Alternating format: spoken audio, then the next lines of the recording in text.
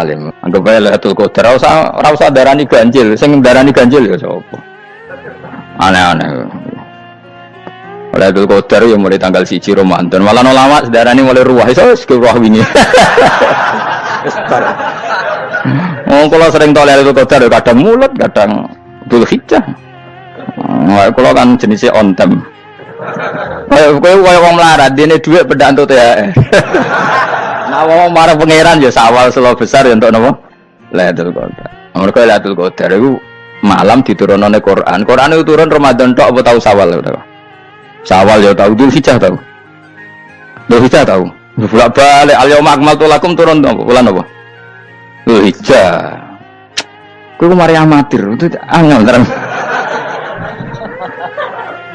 Sing darane Lailatul Qadar iku malam diturunne Quran. Quran turune iku pira?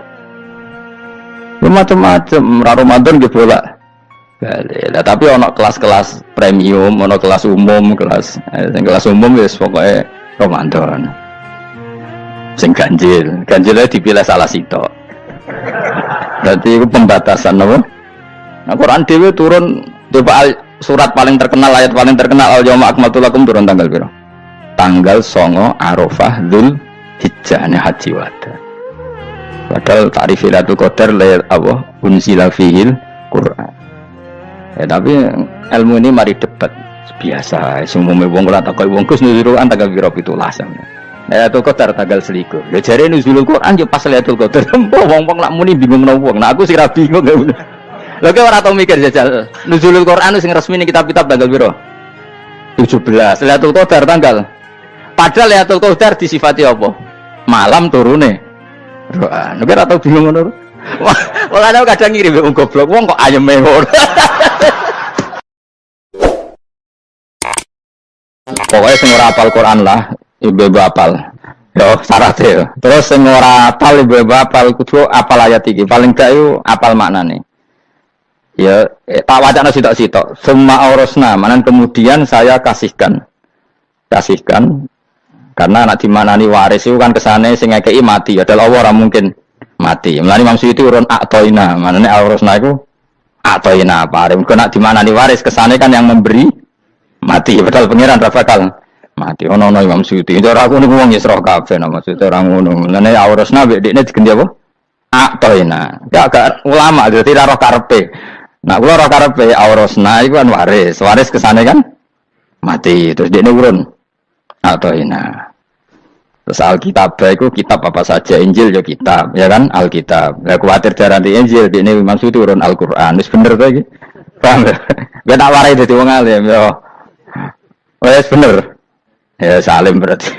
Saleh boyong cara santri saleh boyong. Saleh.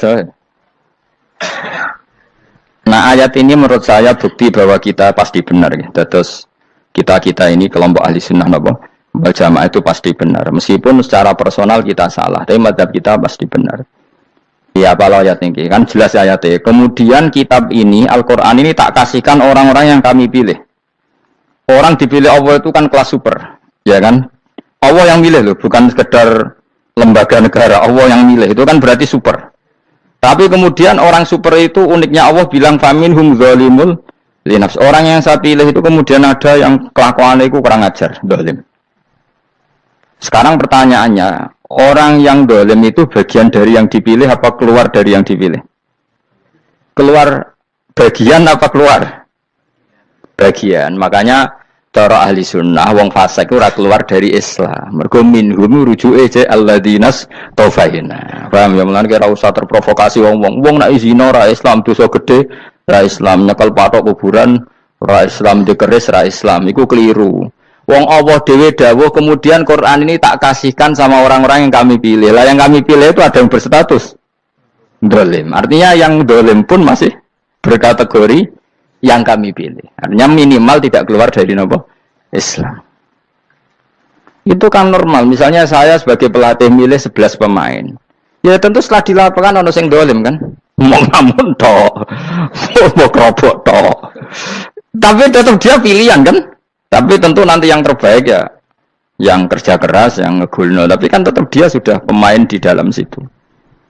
Jadi jelas ya. Makanya ya saya ulang lagi ya. tak latihan. Misalnya ja'an nasu, misalnya manusia itu datang faminhum zaidun, waminhum amrun, waminhum bakrun. Artinya ketika kata manusia itu pasti memasukkan zaid, amr, bakar. Orang-orang yang dipilih Allah itu ya siapa saja, yang penting kategorinya dipilih. Meskipun setelah dipilih Allah itu ada yang berstatus zalim. Nah, kenapa tetap dipilih Allah? Ya karena dia punya status. Tak warai ya dadi wong alim. Anggap ae Lailatul Qadar ora usah darani ganjil, sing darani ganjil ya sapa. Aneh-aneh. Lailatul Qadar ya mulai tanggal 1 Ramadan. Malah ulama darani mulai ruwah iso ruwah wingi. Kalau sering tau Lailatul Qadar kadang mulut, kadang Dzulhijjah. Kalau kan jenisnya on time. Kayak wong melarat, dene dhuwit pendak entuk THR. Nah, wong marang pangeran ya sawal selo besar ya untuk napa? Lailatul Qadar. Mergo Lailatul Qadar iku malam diturunane Quran. Quran itu turun Ramadan tok apa tau Sawal ta? Sawal ya tau, Dzulhijjah tau. Dzulhijjah tau. Bolak-balik al-yauma akmaltu lakum turun bulan apa? Dzulhijjah. Kowe ku mari amatir, itu angel terang. Sing darane Lailatul Qadar iku malam diturunane Quran. Quran turune iku pira? Ya macam-macam, Ramadan di bola. Nah, tapi ono kelas-kelas premium, ono kelas umum, kelas umum wis pokoke Ramadan. Sing ganjilnya dipilih salah sitok. Berarti itu pembatasan apa? Nah, Quran dhewe turun coba surat paling terkenal, ayat paling terkenal al-yauma akmaltu lakum turun tanggal piro? Tanggal 9 Arafah Dzulhijjah haji wada. Padahal ta'rif Lailatul Qadar apa unzila fihil Quran. Ya, tapi ilmu ini mari debat biasa. Semua wong ora takoki wong Gus nuzul Quran tanggal piro 17. Lailatul Qadar tanggal 21. Ya jare nuzul Quran yo pas Lailatul Qadar. Wong-wong lak muni bingung nang wong. Nah aku sira bingung. Lha kok ora tau mikir jajal. Nuzul Quran sing resmi ning kitab-kitab tanggal piro? 17. Lailatul Qadar tanggal. Padahal Lailatul Qadar disifati apa? Malam turune. Doa, nek atau bingung ngono. Wah, ana kadang ngirim wong goblok, wong kok ayeme ngono. Ora tau mikir. Aku men goblok-goblok. Dadi ana ilmu paradok barang ya tenang, ya santai. Padahal ya tak bedhek ya nuzul Quran tanggal piro sing resmi cara kitab-kitab. 17 Ramadan. Lailatul Qadar sing resmi 21 nganti 29. Terus Lailatul Qadar iku wulan apa? Wulan diturunkannya Al-Qur'an. Berarti tanggal piro? Bocah dijamin ya kan inna anzalnahu fi lailatul qadar. Saya ora takok. Nuzul Quran tanggal piro? 17. Lailatul Qadar. Seliko. Terus Lailatul Qadar ku malam diturunkannya Al-Qur'an turun tanggal 17. Berarti Lailatul Qadar tanggal ada dik. Ora tau kalau ya gumer mbek wong-wong. Ya kok penak weh. Mulai jadi wong alim loro, kan ora usah mari eskal. Aduh ditung bodho penak. Pokoke nuzul Quran nang piro? 17. Lailatul Qadar selikur. Lho jare Lailatul Qadar bulan 7 Quran kok beda tanggal. Kan gak tau kan mikir. Alhamdulillah. Ngono Lailatul Qadar lho piro? Saya pinter. Tadi lah bos.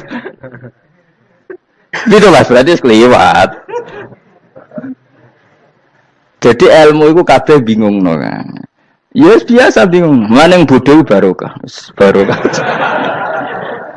Barokah. Kulo cara ora dipilih pangeran nggih milih dadi wong bodoh. Tapi wong pangeran milih kulo dadi wong pinter dadi tak syukuri wae. Tapi kadang kulo iri, wong bodoh kuwi iri. Modele penak urip ngono. Santai. Ya saiki ya Lailatul Qadar itu sifatnya apa? Inna anzalnahu fi lailatul. Normalnya kan ainul nuzulil Quran jo ainul lailatul qadar. Berarti tanggal piro? Darawade lagi. Innalillahi wa inna ilaihi raji'un. Kita warai ilmu cara wong alim. Meskipun sampean boleh bantah siji yo kadang keterbatasan ilmu. Nomor loro hasud, bantah kan sebagai macam-macam. Hasud, nomor 3 bantah gue kegiatan. Kayak wong kuliah nak agak kritis kan darani ra pinter. Jadi cocoklah ya kudu bantah. Engko khas-khasan cerdas apa? Nomor 4, bantah itu sifat wong wedok. Menang kalah protes. Berarti kowe ora lanang, berarti wedok, tukang protes wedok. Nomor 5, bantah itu berarti dia punya keiskalan tapi nggak bisa keluar dari keiskalan itu. Jadi problem Anda ditimpakan ke saya, itu ya sopan. Problem-problem itu kok ditimpakan ke saya. Begini terang no. Hukumnya Allah Ta'ala itu ada yang berstatus itu lugu. Lugu itu ya lugu ummi. Karena agama ini memang ummi. Ummi itu lugu. Sehingga agama ini tidak perlu diterangkan. Ketika Abu Hanifah, agama ini ketika datang, itu orang lugu. Lugu itu murni. Murni itu proporsional. Sehingga sifat ummi itu baik. Misalnya saya bilang gini, rumah awas kena keliru. Kalau kamu sholat itu batal kalau makan. Itu ukurannya 1 upo apa 1 piring? 1 upo kan? Itu sudah batal. Terus kalau saya bilang gini, Cong, nak tamu keimangan, itu 1 piring tak 1 upo. Enggak jawab ya? 1 piring. Orang iso misal, tak keimangan, gue 1 upo. Nah, lalu Anda ditanya gini, lalu definisi makan itu apa? Memasukkan 1 piring ke mulut, apa 1 upo ke mulut? Dalam bab sholat, 1 upo ke mulut itu makan. Tapi dalam bab hormat tamu itu 1 piring. Setuju ya? Tak warai pinter kayak. Tak warai ya. Wes setuju ya? Wes pinter. Lo jawab wes pinter. Urung. Lailatul Qadar ya kono. Misalnya Lailatul Qadar menjadi super karena ada sesuatu yang super turun, yaitu Lailatul Quran. Jadi menjadi super karena yang turun adalah sesuatu yang super, dan itu artinya tanggal. Loh, salah nih aku cek. Iku teke tanggal 21 kabeh sing ngaji ning ngene. Oh jelas inna anzalnahu fi lailatul qadr. Hurujuke ning ndi? Quran kan?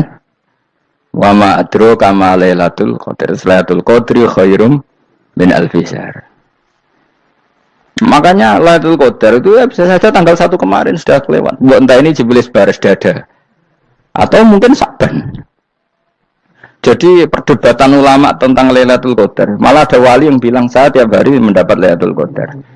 Nah, itu malah ra kelas meneh, itu malah pusing, malah napa? Pusing. Udah enggak usah mikir itu. Jadi hukumnya Allah itu ada 2. Ada hukum itu lugu dan ini bagus.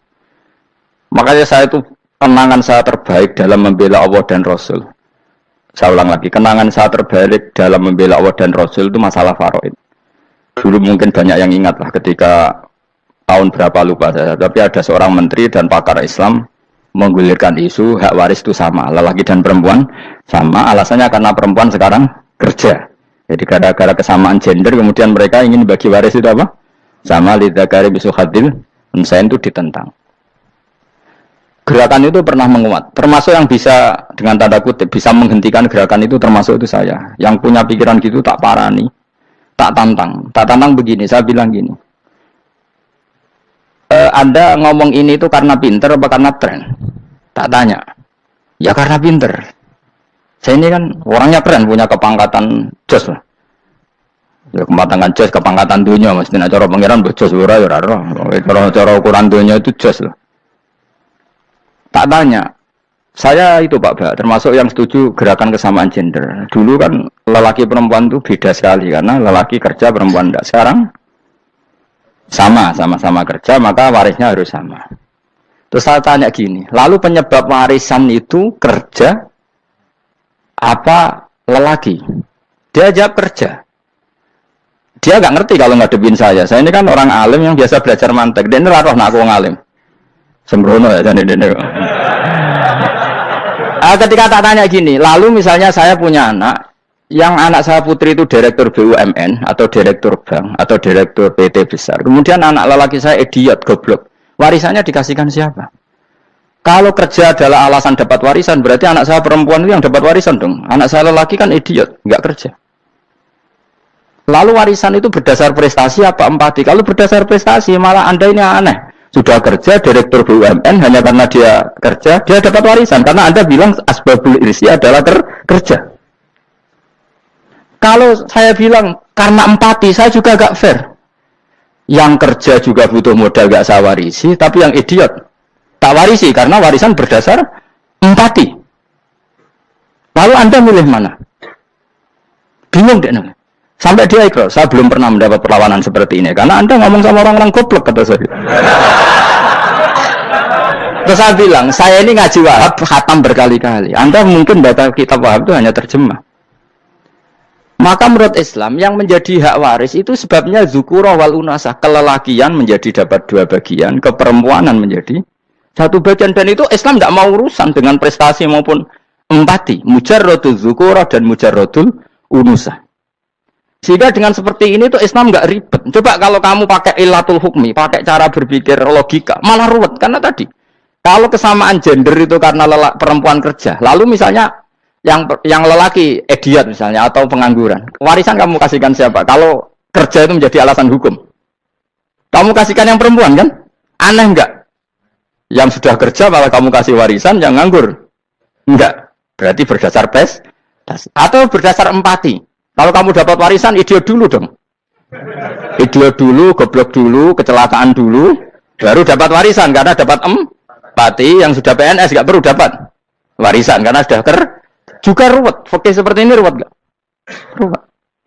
Nah, kata Imam Haromen gurunya Ghazali, agama itu kadang dinuna dinul ajais. Kita ikut yang lugu saja. Allah bilang lelaki dapat 2 bagian dari perempuan, ya lelaki ya yang punya alat kelamin, penis. Perempuan yang punya farji, ya sudah gitu aja, gak usah ruwet-ruwet. Kenapa begitu? Ya sudah seperti itu. Nanti lama-lama gini kalau diterusin. Ada seorang dokter fikih perempuan.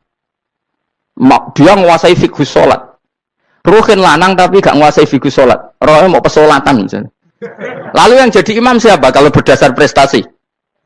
Perempuan dong, karena dia doktoral fikih sholat. Dia menguasai aneh-anehnya sholat. Goro ibu masa ili sholat dia menguasai. Sementara Rukin takut sholat apa Rukin? Pokoknya ini gugus ngadeg terus lugu. Terus ngadeg malah. Apa? Ada bulan. Nak salam ngalerian. Dia tahunya hanya itu dok. Lalu kalau nuruti imam sholat adalah yang terpandai dalam fikih sholat, tentu yang imami perempuan. Tapi agama ini tidak seperti itu. Pokoknya wong lanang imami. Wong beda. Jadi makanya kata Imam Haromen dinuna dinul ajais. Sampai Said Muhammad itu sering ngutip beliau gini kan, Allahumma imanan ka imanil ajais, ya Allah, semoga iman saya menerima konsep engkau itu ka imanil ajais, imannya wong wedok-wedok sing lugu. Ajus itu perempuan lugu yang sudah sepuh. Jadi misalnya ngukur anak seneng ya anak kono gedang goreng, ngekei duwe, ya lugu saja. Itu bagus. Daripada kamu pakai argumentasi, karena argumentasi ini sebetulnya kelihatan cerdas, tapi ada kebodohan masif. Karena tadi, kalau hak waris kita otak-atik dengan prestasi, maka yang pro empati akan protes. Paham ya? Masa yang sudah kerja dikasih banyak, yang idiot enggak? Tapi kalau berdasar empati juga aneh. Masa dapat warisan harus goblok dulu, harus kecelakaan dulu. Maka Rasulullah pernah ngendikan ketika ditanya, lalu warisan untuk siapa ya Rasulullah? Nabi jawab lucu. Fali aula rojulin dakarin. Jadi Nabi sempat ngendikan kata rojul. Kemudian direvisi dakarin. Fali aula rojulin dakarin. Semua ulama ngendikan dakarin di sini adalah badal. Nabi ngendikan rojulin, kemudian Nabi ingat kalau rojul itu identik dengan lelaki dewasa, apa? Kemudian Nabi mengulang lagi zakarin, tidak harus dewasa, yang penting lelaki. Jadi meskipun baru lahir, kalau dalam keadaan baru lahir namanya apa? Kan zakarin kan, belum bisa dikatakan rojul. Paham ya? Nabi ngulang 2 kali, fali aula rojulin zakarin. Ini penting saya utarakan supaya clear.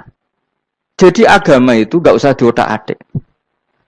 Ya itu tadi, misalnya imam sholat itu lelaki, ya sudah lelaki. Lelaki itu apa? Yang punya alat kelamin lelaki. Jangan dibalik ini.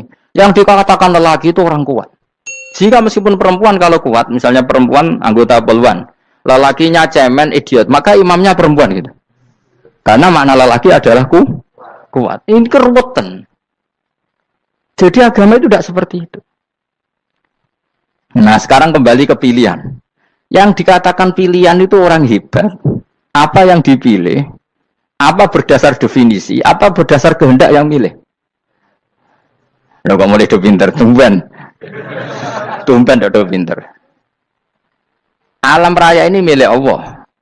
Dan semua di alam raya ini milik Allah. Maka dipilih dan dipilih itu terserah yang punya, apa terserah kita. Apa terserah kriteria, apa terserah definisi. Dalam konteks kita sebagai objek diambil, tentu terserah yang punya. Kemudian Allah bilang, orang-orang itu saya pilih. Nah kalau milihnya Allah berdasar kepunyaan, tentu Allah boleh dong memilih orang yang sebetulnya berstatus dolim. Ya tapi ya tetap dia dolim, tapi ya tetap dipilih. Kenapa ya? Karena Allah yang punya. Saya misalnya orang kaya, boleh nggak punya HP buruk? Boleh kan? Terserah saya. Saya orang kaya, beli HP mahal, medium, dan paling buruk. Boleh nggak? Boleh, saya yang punya.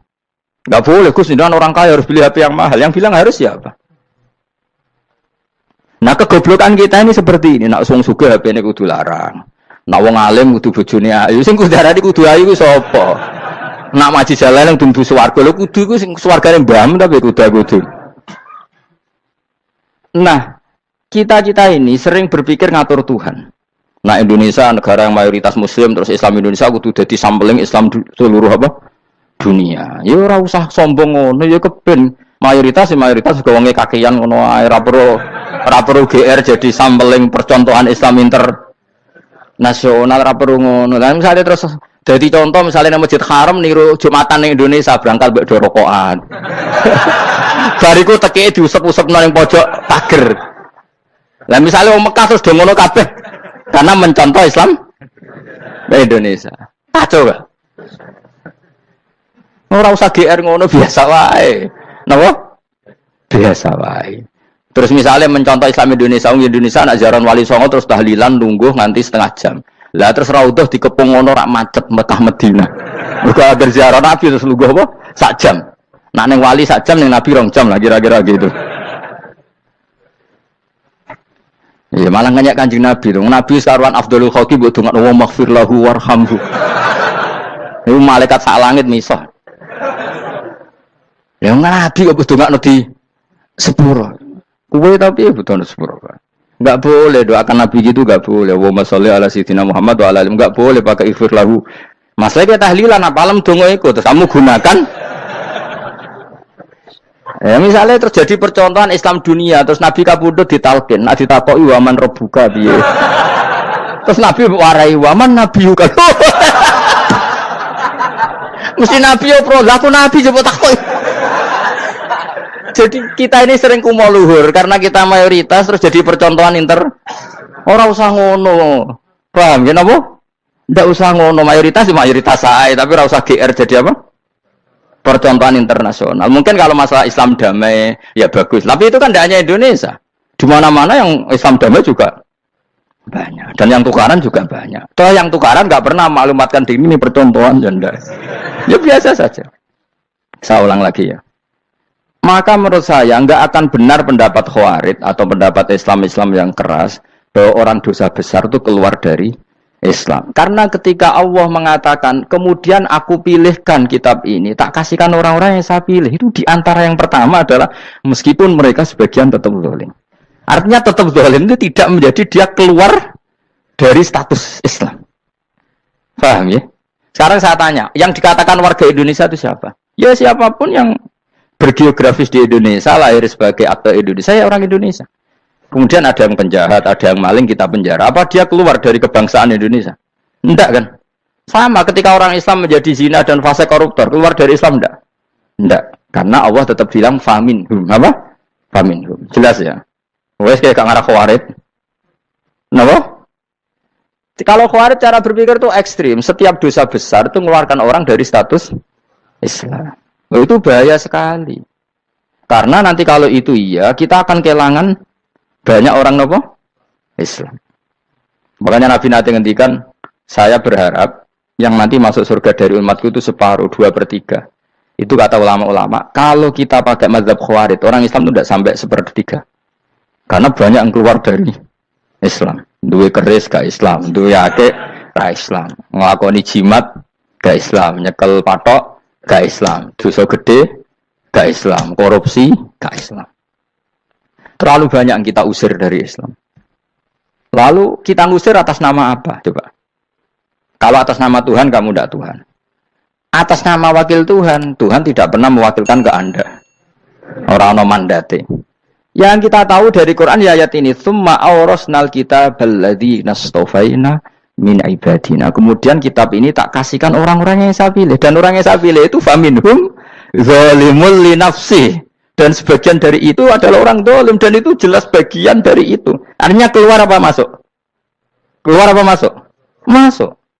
Meskipun ya yang dolim tetap berstatus dolim kayak warga Indonesia ini semua warga Indonesia. Paham ya? Yang maling ya tetap warga Indonesia. Meskipun ya tetap maling. Jelas ya. Tenang orang ya. Makanya ahli sunnah itu pendapatnya falam nukafir mu'minan bil wisri. Kita tidak akan mengkafirkan orang mukmin hanya karena melakukan dosa. Kenapa ya? Karena Allah bilang faminhum setengah sangking itu masuk bagian. Dan itu luar biasanya Allah disebut istofaina. Tetap orang-orang pilihan. Maka ini penting saya utarakan supaya kita ini tidak sok-sokan. Terus yang zalimul nafsi pun potensi dimaafkan sama Allah. Asal dia tobat dan tobat itu sama Allah nggak ada batasnya. Malam yuhur kiri sampai apa nafas apa terakhir. Dan kadang orang itu sebetulnya nggak niat tobat, cuma ada perilaku tertentu sehingga dan Allah itu simpati. Itu juga banyak yang diterima tobatnya Allah. Makanya kata ulama-ulama itu istighfar itu tidak syarat diampuni. Yang menjadi orang terampuni itu kehendak Allah.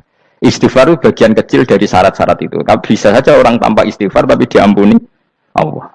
Misalnya Allah dawuh wa yaghfiru ma duna dzalika limay yasha. Itu bukan limay yastaghfir tapi limay yasha. Contoh masyhur kan kamu pernah dengar kan ada orang nakal itu, mumisah itu ya kira-kira lonte atau apalah.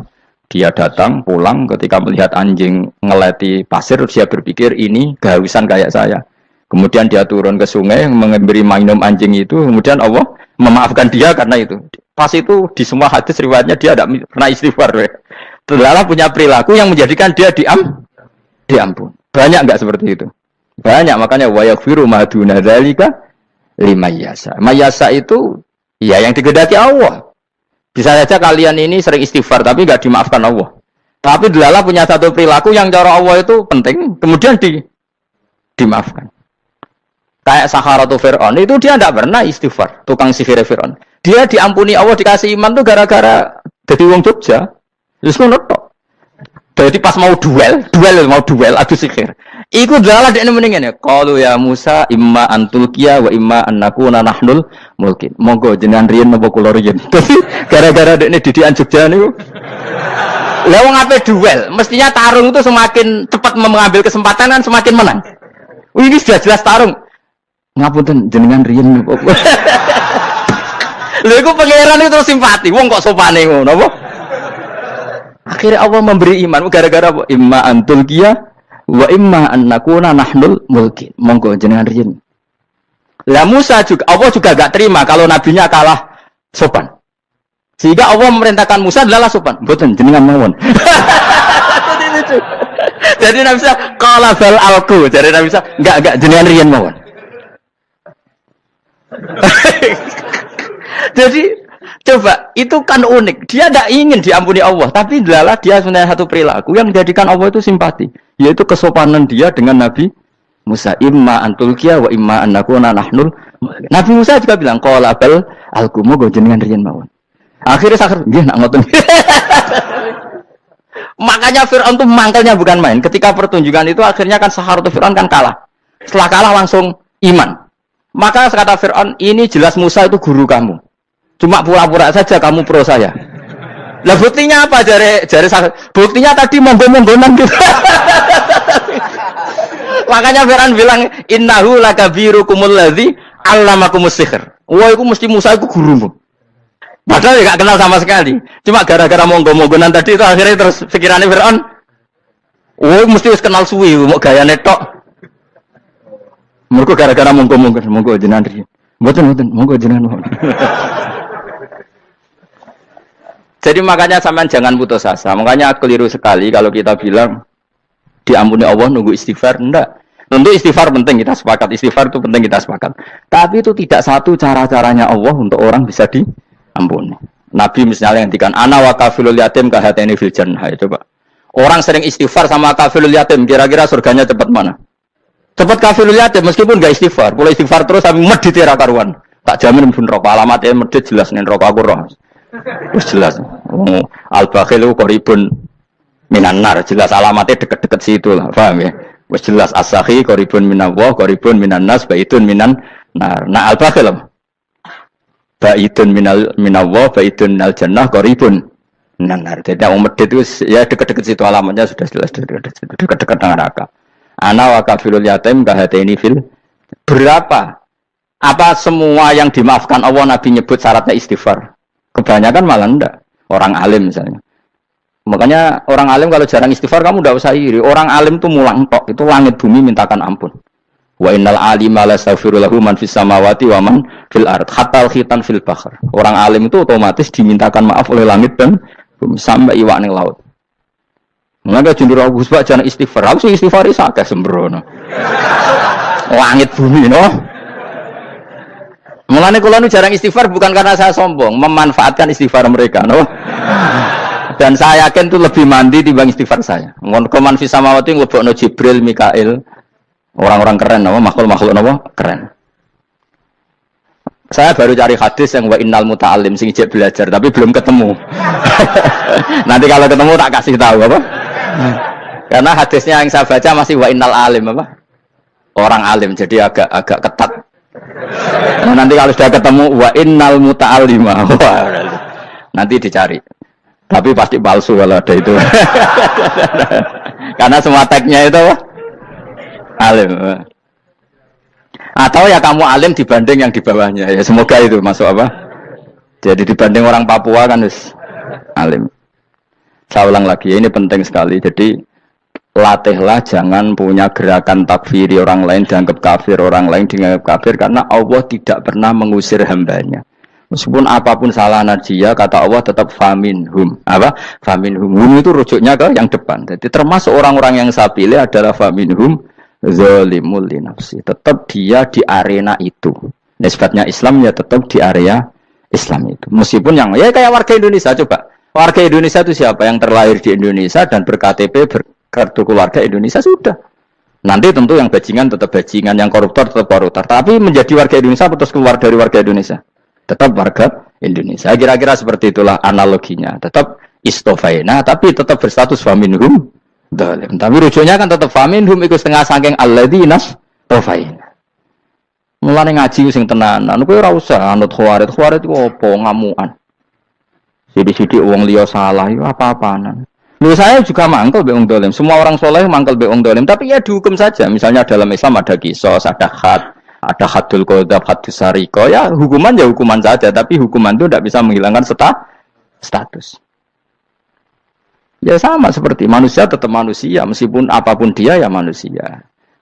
Ya tadi misalnya manusia itu siapa? Ya manusia itu ya manusia.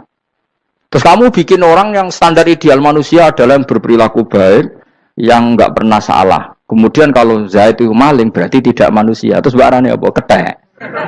Tidak bisa, makanya kembali lagi dinul aja. Kamu bikin definisi manusia itu tidak usah seangkuh itu.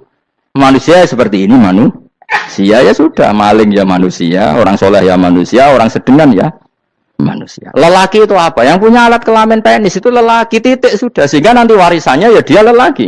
Sholatnya dia bergaya. Kamu tidak usah bilang gini, lelaki adalah yang cakap memimpin, yang maco, yang kuat. Jika kalau tidak seperti itu namanya perempuan. Terus kamu membolehkan yang seperti ini jadi makmumnya perempuan. Imamnya perempuan yang maco. Kacau enggak kalau agama nuruti logika-logika itu? Enggak jawab aja. Kacau. Lalu lucunya sekarang banyak kecerdasan yang mengarah ke sana. Makanya agama ini jadi kacau. Karena sudah ada dinul ajais. Agama ini agama ummi. Ya agama ini agama ummi. Kata Allah huwallazi ba'atsa fil ummiyin. Ummiyin itu lugu itu polos. Jadi kalau orang polos misalnya gini. Ini apa? Kira-kira kalau jawab orang polos ini. Jam. Bagus kan jam? Jam untuk apa? Penunjuk waktu ya sudah seperti. Tapi kalau orang engkek. Ini itu apa jam? Itu barang murahan. Bulat kan oleh jawab. Ngomong Pak mobil carry itu apa? Itu black melaku. Yang mobil itu Alphard. Jadi kacau. Enggak boleh agama dibawa ke sana. Apa?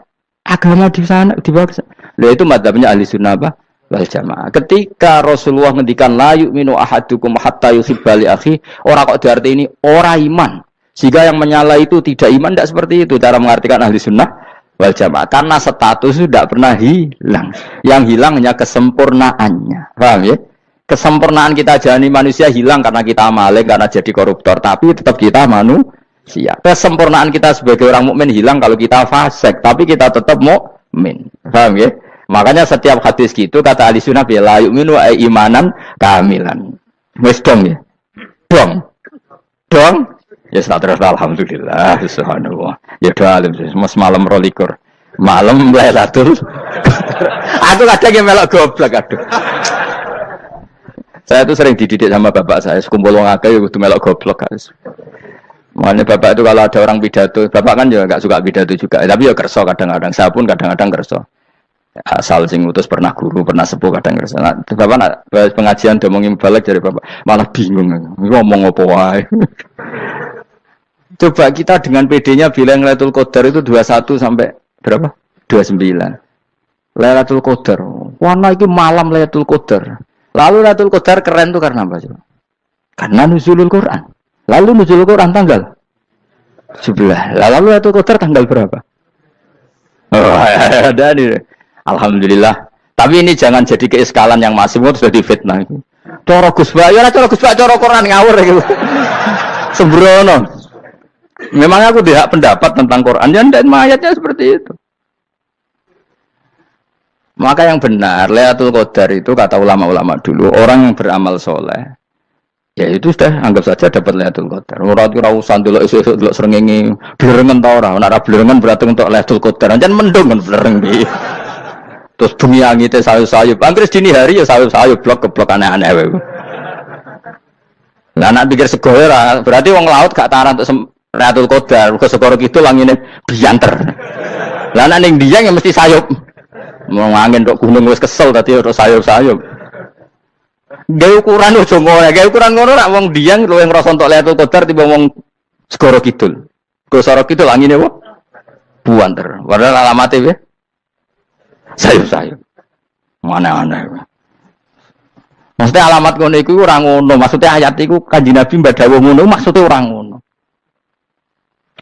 Wes dong ya. Ayo Lailatul Qadar tanggal aku seneng wong bodho. Enak urip wis happy no? Happy. Ya saya ulang lagi ya. Jadi kejati dirian itu tidak bisa hilang dengan standar keidealan. Yang hilang itu standar apa? Keidealan. Misalnya kita maling ya eman lah sebagai orang mukmin kok maling. Warga Indonesia kok kriminal tuh eman, tapi dia tetap orang Indonesia. Orang Islam tetap Islam meskipun dia fasik. Sebab itu Allah ngendikan faminhum zalimul linafsi. Sebagian dari orang yang saya pilih dia adalah orang dolim. Ya dolim saja. Kamu jangan kamu katakan kafir ya dolim saja. Dolim kira-kira maknanya kurang ajar, kacau, kriminal. Tapi kan tetap dia orang Indonesia. Paham ya? Ya tetap dia orang Islam. Tapi Islam yang dolim. Ya seperti saya sering cerita. Saya pernah ketemu orang alim melaku di Tuban. Iku pilih tanggamu. Wong Islam kok doku. Wong Islam kok doku umat Islam kok do mabuk. Ya tentu oknum ya. Tapi dari orang alim tadi, itu orang umat Islam. Islam sing kumat. Jadi orang Islam itu hanya dua, umat Islam sama Islam yang kumat. Jadi kalau pas fasik ya Islam kumat. Kalau pas waras umat Islam. Ya sudah itu bolak-balik. Ya, jadi umat Islam. Jadi kalau di Jogja atau di Jakarta ada orang mabuk, itu berarti Islam sang kumat. Kalau pas ngaji, umat Islam. Tapi kadang orang yang sama, ya kadang umat Islam, kadang Islam yang kumat. Ya sudah seperti itu. Dan nanti pas diambil Allah, ya tetap statusnya dua tadi. Umat Islam dan Islam yang kumat. Jadi jelas ya. Jadi jelas sekali makanya orang Khawarij itu kata Rasulullah syarul khalqi wal khaliqa. Ela-ela makhluk itu orang Khawarij. Karena dia menghilangkan status kejati dirian. Itu bahaya bagi kelangsungan negara. Negara maupun agama. Jadi misalnya kalau orang menurut saya misalnya ada orang kriminal di Indonesia. Terus dianggap gak warga Indonesia. Terus mau dibuang kemana? Coba. Sama kalau semua orang Islam yang salah dianggap kafir. Terus lalu mau kamu buang kemana? Padahal dengan kamu katakan kafir, artinya dia sudah tidak wajib sholat. Orang kafir tidak wajib sholat, tidak wajib puasa. Apa tidak lebih ngeri? Karena dia tidak berkewajiban melakukan ibadah-ibadah Islam. Berarti Anda lebih ridho dunia ini rusak. Lalu ya misalnya Zaid, karena megang patok kuburan, atau melakukan dosa besar, kamu katakan kafir. Setelah kafir, dia wajib sholat tidak? Tidak kan? Wajib puasa ndak? Berarti kan malah jura-juran. Karena mendorong orang keluar dari ring permainan kesalehan. Tapi kalau kita katakan Islam, kemudian kita bina. Kan ini jadinya aset. Dengan kamu katakan Islam artinya menjadi aset kan? Bandingkan kalau kamu katakan keluar. Paham ya? Makanya Nabi ngendikan umatku itu apa? Khawarij. Karena ini bahaya. Negara juga gitu. Andai kan kita berpikir ekstrim, yang melanggar negara tidak warga Indonesia. Yang demo tidak warga Indonesia. Yang beda pendapat dengan pemerintah nggak warga Indonesia. Negara ini habis. Kehilangan 50% warga Indonesia. Ya biasa saja, yang salah ya salah, tapi tetap warga Indonesia. Kalau secara aturan hukum harus dihukum ya dihukum. Asal objektif, asal adil. Kayak misalnya santri saya, yang santrinya Gus Bak itu siapa? Ya pokoknya saya ngaji. Kamu nggak usah pakai definisi ideal. Saya ngaji, saya paham, saya orang ngantuk, saya pinter. Yo nyai dul kok. Mana. Jadi nek sing bener piye? Sing santri Gus Bak piye? Ya sing ngaji. Lah sing piye ya pokoke anggere sing teko ngowah-ngowah ya wis melok mlebu. Ora paham yo ngaji, paham yo ngaji. Didelok kolange itu pokoke anggere sing teko ngono. Malaikat ora niteni sitok-sitok iki paham to ora. Oh malaikat itu ono sing drengki disalahno pangeran kita jamin. Tapi bukan malaikat elit sing didrengki ora malaikat elit, malaikat awam napa? Masyhur itu kan. Innalillahi ta'ala malaikatan sayakhina fil ardi yabtahuna khilaqal dzikr. Terus Allah punya sekian malaikat yang tukang mencari-cari tempat dzikir. Khilaqul dzikri itu tempat-tempat halal haram, tempat-tempat ngaji.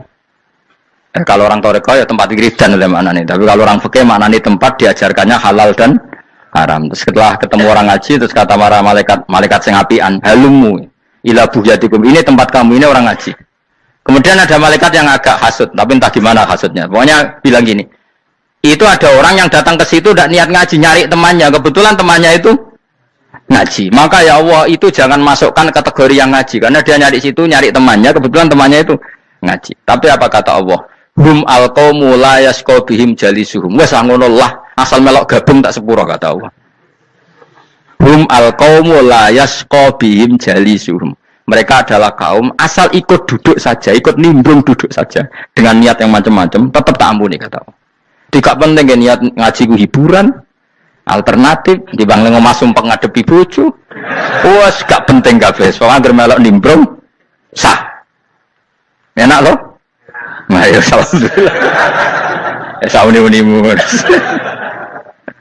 Jadi agama itu pokoknya jangan kulino merubah kestatusan. Makanya itu hebatnya ahli sunnah napa wal jamaah. Setiap ada hadis la imana liman la ahdalah. Tidak ada iman bagi orang yang enggak nepati janji. Semua ahli sunnah nafsiri mana? Tidak ada iman sempurna. Tapi dia tetap mukmin. Cuma tidak sempurna. Tidak dihilangkan status mukminnya. Masa orang Indonesia kalau maling enggak orang Indonesia? Lalu kamu buat kemana dia?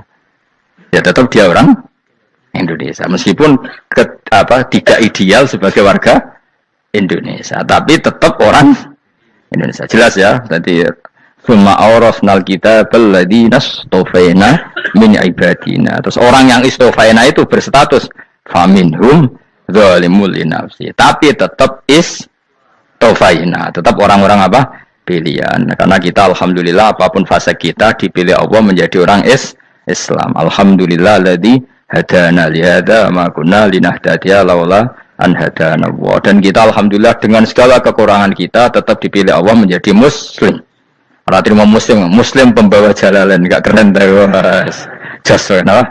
Just muslim pecinta Lailatul Qadar. Meskipun salah tanggal lah. Ayo gumun wong. Gak tau mikir ngono to kan. Iya, soalnya aku lah ya yakin Lailatul Qadar tanggal 21. Karena suara mayoritas suara Tuhan.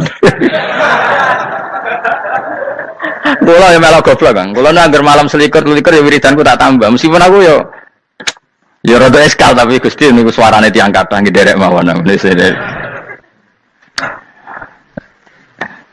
Inna anzalnahu fi lailatul qadar. Quran itu tak turunkan pada malam. Jadi normalnya Lailatul Qadar itu berbarengan dengan malam. Tapi serasa bu imani biasa wae, mari fitnah ngare wah. Nah biasa. Yang jelas Lailatul Qadar itu bisa kapan saja. Nah ulama dulu bilang ya bisa kapan saja. Cuma kata ulama-ulama bisa saja diturunkan di tanggal itu. Ya bisa itu karena memang nuzulul Quran itu kan tidak semuanya di tanggal 17 sebetulnya. Jadi di mana-mana itu ada simbol-simbol yang dipakai. Istilahnya tanggal 17 itu simbol memang kebetulan ada yang tanggal 17. Tapi kita tahu kan yang turun di Haji Wada juga banyak. Coba Haji Wada tanggal berapa? 9 Arafah. Bulan apa? Dzulhijjah.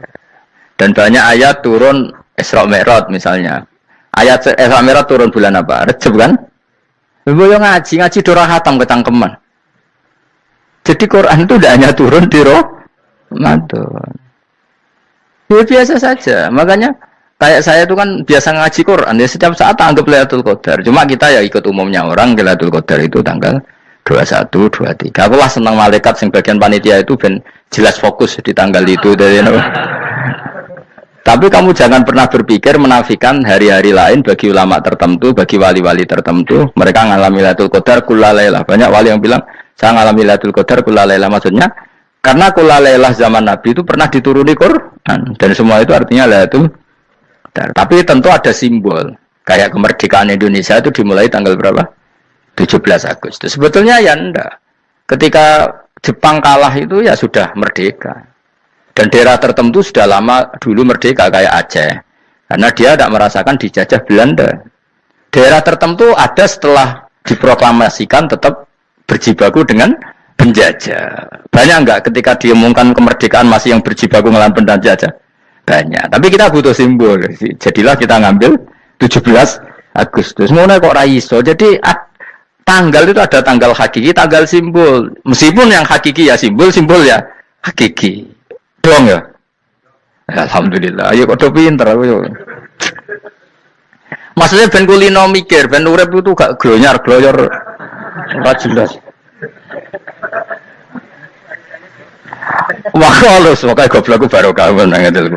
Karena saya itu kenapa kok tahu goblok barokah itu gini ya. Satu supaya saya tidak takabur ya. Saya kan kecelok wong alim berat takabur. Dua jeneng goblok ya ono pinter ya, Mas. Kaya wong iku lho, kaya wong naik apa jenenge? Naik jambian lho, 17 Agustus apa? Apa? Tarengane. Pajak Bina. Itu kan nilainya hanya berapa yang di atas? Kira kalau di sini berapa nilainya? Ini kalau diberikan diuangkan. 1 juta ada. 1 juta. Bagi penonton tuh kan gini. Cek goblok demi duit 1 juta glebotan kayak gitu kan gini. Wong barang angel kok dilakoni. Goblok banget kan gitu jare sing ra melok. Tapi delok ku seneng. Tapi kon melok ora gelem. Lah duit 1 juta ya tak rewangi gitu. Orang goblok kayak gitu. Dadi wong alim ku angel. Wis ngerti nak angel, maka ora usah melok barang angel kan gitu. Berarti pinter gak wong goblok ku? Tak warai ya. Dadi wong alim iku angel. Maka saya menghindari barang angel. Menghindari barang angel itu satu kepintaran. Berarti orang bodoh adalah pintar. Tawarai. Jelas ya? Jelas ya? Alhamdulillah. Makanya kula niku kadang kok pinter kuwe mbak aku. Karena kamu tahu ngalim iku angel. Menghindari barang sukar itu pinter. Berarti wong bodoh iku pinter. Tapi pinter dalam kebodohan. Harus respect. Wong bodoh gitu napa? Respect. Dia tahu ngapal Quran angel, ngapal hadis angel, maca jalalan angel. Suatu yang angel harus dihindari. Menghindari barang angel adalah kepintaran. Terus ngono ae. Dadi kadang-kadang lu GR, Gus Bab aku pinter aku. Kok iso? Dia tahu barang sulit kok dikejar. Itu kan satu kebodohan. Wes muni-munimu ngono dadi. Dan kowe syukur dadi bodoh yang syukur karena ternyata punya sisi kepintaran juga. Dalam kebodohan kita ada sisi apa? Kepintaran. Mun kula terusno. Allah itu siapa? Alladzi ahallana darul muqamati min fadlih. Alladzi rupane dat ahalla kang manggono sapa ladina ing kita darul muqamati ing omah kang dadi hunian. Aili qamati rumah sing dadi hunian min fadli krana mu anugrahe Allah. Nggih kula nyontokno bolak-balik ya. Semua ini kita di surga nanti berstatus lamanya-lama itu semua karena fadlnya Allah. Karena amal kita tidak cukup. Makanya Rasulullah pernah ditanya, ya Rasulullah betul orang surga masuk surga karena amalnya tidak, karena fadlnya Allah. Saya berkali-kali cerita dalam kitab-kitab tasawuf diterangkan ada seseorang yang enggak pernah maksiat, hidupnya taat. Kemudian ditanya sama Allah, kamu masuk surga karena apa? Saya karena nggak pernah maksiat, taat terus. Kata Allah, ya sudah kamu di sini aja 80 tahun. Ya kamu nggak apa-apa di surga sini berapa 80 tahun. Si Abid tadi, ahli ibadah tadi protes. Katanya surga itu selamanya lama. Iya, kata kamu kan karena amal kamu. Amal kamu di dunia kan hanya 80 tahun. Umur kamu kan hanya 80 tahun. Ya berarti surga kamu 80 tahun dong. Karena kamu menganggap surga karena amal kamu. Fair kan? Amal 80 tahun surganya. Tapi kata jenengan surga itu selamanya lama. Sing selamanya lama itu fadolku itu gak ada habisnya. Kalau amal kamu ada habisnya. Terus kata orang tadi, "Nggih Gusti kula mbuska fadole jalan." Gak, aku kecewa jare. Jadi orang itu harus pakai logika. Makanya agama ini ojo nuruti cerdas sing gak punya sanad. Lalu gunanya amal apa? Kalau kita masuk surga mergo fadole pangeran, bocah kok geblek gendeng campur gak di sanad. Kita ini punya sanad dari guru-guru kita. Kalau semua surga Allah mensifati itu min fadli, ada unsur fadlnya Allah meskipun kita ngamal. Karena tadi kalau karena amal kita hanya sak soleh-solehmu 80 tahun. Iku enak soleh terus. ABG puber pacaran tuwa dadi mubalek ya ta ora? Ayo ngaku ae. Tuane delok duang-dutan gede-gede sunah Rasul. Coba kewapir suwi bareng Islam anyaran sudah di mubalek banyak. Artinya enggak 80 tahun total kita jadi orang apa? Soleh. Mustafa teteng soleh ya lagi gayane saiki khusuk. Bisa numpak trail gaul. Untung rono Harley dhisik. Nah, kalau karena amal kita berarti kita di surga hanya 80 tahun. Terus kata Allah, "Lah tapi kata jenengan surga selamanya lama. Yang selamanya lama itu fadl saya. Anugerah saya itu tanpa batas." Makanya kita tetap yakin kita seperti ini nanti di surga itu kabeh fadlih Allah. Seperti nas di sini apa? Alladzi ahallana darul muqamati min fadli. Bukan karena amal tapi apa? Min fadli. Bahwa amal kita itu ikut dipertimbangkan iya, tapi ya termasuk yang dipertimbangkan, bukan segala-galanya. Yang paling menjadi abadi di surga adalah fadlih Allah, karena fadl dan rahmatnya Allah itu yang tidak terbatas. Jelas ya nama ayatnya alladzi ahallana darul muqamati min fadli. Laya masuna orang kepona ing kita via ing dalam jannah pona sobun po kangelan eta abun desi kangelan walaya masuna lan orang menyentuh na ing kita via fil jannah poluhu pun po kerepotan. Eya untuk kesip kepayahan minata api sanging repot. Li ada mitaklifi korona orang anane mukallaf via ing dalam jannah. Ning swarga supaya enak kira perlu traweh, ora perlu macam-macam. Semen kelon nabi dari sing nganggur-nganggur semen kelon. Nak sing soleh-soleh papan atas sesuai pangeran sesuai kelas masing-masing napa? Sesuai apa? Kelas masing-masing. Nah, sing kuapok melarat menawa numpak ampat ngalor gitu tuwabrakno bariku njaluk meneh tuwabrakno meneh. Saking dendame ning donya ora alpat ra iso numpak. Dadi numpak kan ya templono jurang, paham ya. Bariku njaluk apa? Anyar meneh. Bojo ngono sing wayu buak gentine. Saking dendame di bojo arek ning donya. Serapo bos gak masalah ini swarga aman apa? Wa zikrusani uta nyebut sing kedua atabi'i kang anut lil awali maring sing awal kudu tasri karo nyeposno binafsi lan nafekno lugu. Maksudnya nasab manane repot, lugu yo manane repot kok diatafno berarti bener-bener ning akhirat itu yo ora ono repot, ora ono kangelan.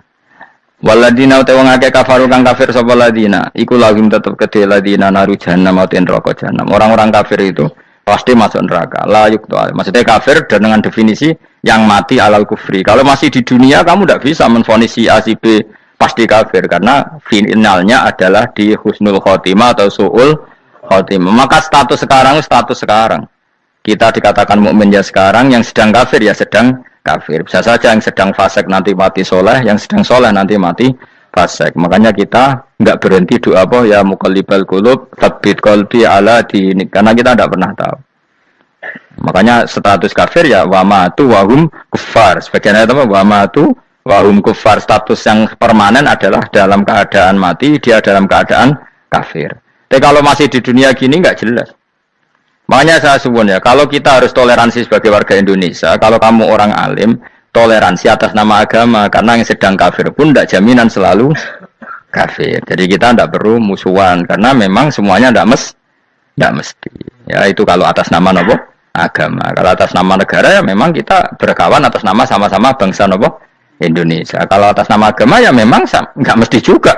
Bisa saja mereka husnul khotimah. Kita tidak pernah tahu. Makanya Allah terbilang wa qulul linnasi apa husna, dengan siapapun yang baik. Lah soal nak diperangi kita perang ra kudu wong kafir. Lah ape dibaca wong Islam ya males. Lagi meneng ae disembelih. Wah. Ya soal itu kan bab sial, bab mempertahankan apa diri. Itu udah harus dengan orang apa? Kafir. Misalnya ada penjahat mau membunuh istri kamu tentu dibolehkan Islam melawan. Paham ya? Makanya di kitab-kitab fikih diterangkan ada bab di mana harbi itu kafir yang melawan kita itu boleh kita lawan. Tapi kata sarah itu udah harus kafir. Dalam konteks apa? Kita mau digarong orang atau istri kamu mau diperkosa orang ya kamu wajib melakukan perlawanan. Jadi tidak adifa anil dzali apa adifa anin nafsi. Makanya Nabi mengatakan mangkutila duna mali bahwa syahid. Jadi itu kan disiplin fikih. Makanya ngaji ya. Makanya taatu soleh juga gitu. Orang soleh yang sedang soleh nggak boleh kumul luhur, bisa saja suul khotimah. Kita punya cerita banyak. Misalnya Khalid bin Walid, Wahsy itu kayak apa Nabi bencinya sama Wahsy karena pembunuh Sayyid Hamzah. Tapi dia mati husnul khotimah. Sa'labah yang punya gelar merpatinya masjid karena selalu itikaf malah suul khotimah. Kita tidak pernah tahu. Dan tidak pernah tahu itu bagus. Karena menjadi mawas diri, menjadi tawadu. Tawadu itu ekspresinya macam-macam. Boleh ada ya ulama yang ini cerita aja ya. Ada ulama yang mau dicucup, alasannya didik santri atau masyarakat biar hormat sama orang alim, itu ya benar. Ada ulama yang nggak kerso dicucup, alasannya saya sendiri untuk melawan ujub saya, keangkuhan saya, kesombongan saya. Ini namanya istihad. Boleh bebas, orang boleh. Kenapa? Istihad. Abdullah bin Mas'ud itu nggak senang punya santri derekno dia, karena kata beliau dilatan ditabe wa fitnatan lil mabdu. Yang derekno itu hina, dia khawatir kumo luhur apa? Kiai kalau kelamaan di derekno itu kan kumo luhur. Kadang gawa rokok era gelem, ono sing gawakno. Bahkan nyumet era gelem ono sing nyumet. Padahal film geng Cina wae. Geng Cina kan bodoh kan. Kadang kene bangga wong kok geng Cina kok apa? Tapi banyak juga ulama yang mau biar gue iling-ilingan di enggak apa-apa, semua itu istihad. Kenapa semua itu enggak apa-apa kita. Makanya saya itu ya kadang salaman, kadang enggak. Karena istihad kita banyak. Uwais Al-Qarni itu enggak mau salaman. Bukan karena dia menolak salaman. Dia takut kalau ada tradisi begitu, orang dicucup-cucup terus sombong. Itu juga bahaya bagi yang dicucup. Tapi ya salaman tetap sunat. Kita tetap yakin salaman itu sunat. Karena mendidik anak atau masyarakat hormat sama orang alim. Tapi kalau itu terlalu masif, nanti orang yang abal-abal menjadi keangkuhan. Dulu wong sakmenake nyucup aku kabeh, keren gak? Keren apa nih? Soalnya jangan ditekdir pun rokok aneh-aneh wae. Enggak ada yang keren di dunia. Yang keren adalah makanya Salman Al-Farisi ketika dia sukses menaklukkan Persia, itu mau syukuran. Kata Salman Al-Farisi, "Enggak, Jong. Kalau saya nanti masuk surga, saya mau syukuran, tak undang sampean." Kau juga punya rencana syukuran di surga. Nanti tak undang sampean.